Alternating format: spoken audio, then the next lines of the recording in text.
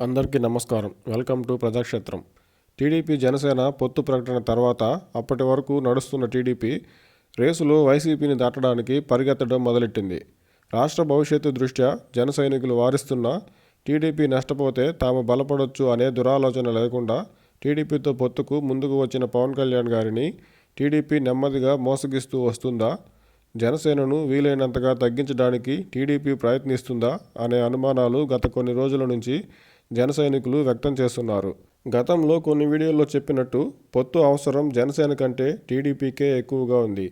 కానీ జనసేన నుంచి వస్తున్న సానుకూల దృక్పథాన్ని టీడీపీ వారు అలుసుగా భావిస్తున్నారా అనే సందేహం సైతం కలుగుతుంది. మొన్నటి వరకు పొత్తులో భాగంగా సీఎం ఎవరు అని ఎవరడిగినా టీడీపీ జనసేన నుంచి వచ్చే సమాధానం పొత్తు లక్ష్యం ముందు వైసీపీని ఓడించడమే తప్ప మిగతావన్నీ తర్వాత ఆలోచిస్తామని చెప్పేవారు. అయితే తాము అధికారంలోకి వస్తే చంద్రబాబు గారే సీఎం అని లోకేష్ గారు స్పష్టంగా చెప్పడంతో జనసేన శ్రేణులు ఒక్కసారిగా షాక్ అయ్యారు.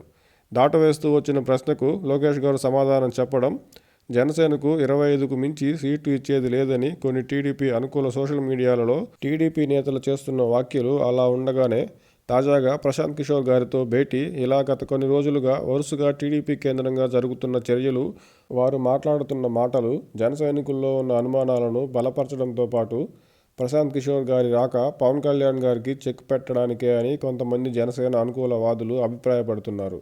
నిజానిజాలేమిటో ఇరు పార్టీల నుంచి వీలైనంత త్వరగా స్పష్టమైన ప్రకటన రాకపోతే అనుమానాలు బలపడి పొత్తుకు బీటలు వాడే ప్రమాదం ఉంది. గతంలో ప్రశాంత్ కిషోర్ గారు చాలా కాస్ట్లీ అని, వైసీపీని గెలిపించి ఆంధ్రప్రదేశ్ని నాశనం చేశారని తిట్టిపోసిన టీడీపీ హఠాత్తుగా ప్రశాంత్ కిషోర్ గారితో పనిచేయాలనుకోవడం, గంటల తరబడి చర్చలు జరపడంతోనే పలు అనుమానాలకు దారితీసింది.